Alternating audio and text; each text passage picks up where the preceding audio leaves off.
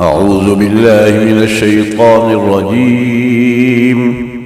بسم الله الرحمن الرحيم. يا أيها الناس اتقوا ربكم الذي خلقكم من نفس واحدة وخلق منها زوجها وبث منهما رجالا كثيرا ونساء.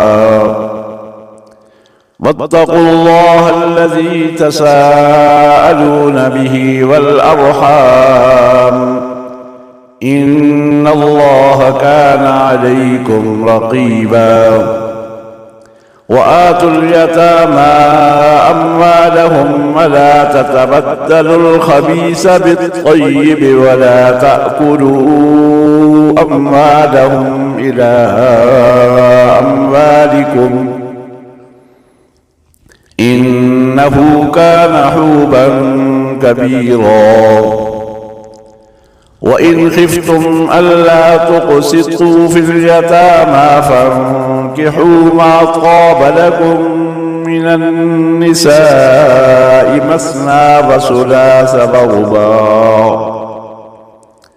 فإن خفتم ألا تعدلوا فواحدة أو ما ملكت أيمانكم ذلك أدنى ألا تعولوا.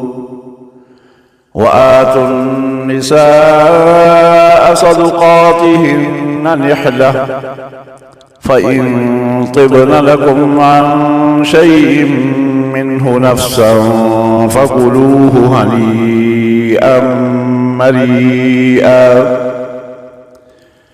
ولا تؤتوا السفهاء أموالكم التي جعل الله لكم قياما وارزقوهم فيها واكسوهم وقولوا لهم قولا معروفا.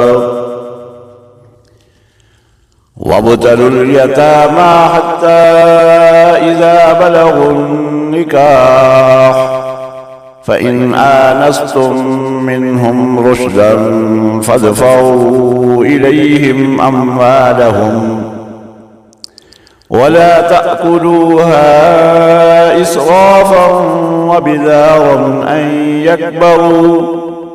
ومن كان غنيا فليستعفف ومن كان فقيرا فليأكل بالمعروف.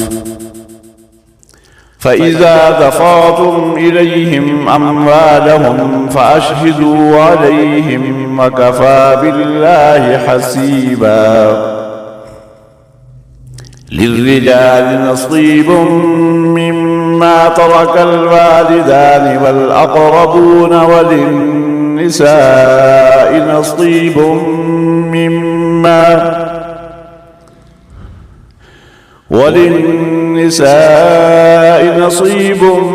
مما ترك الوالدان والأقربون مما قل منه أو كثر نصيبا مفروضا.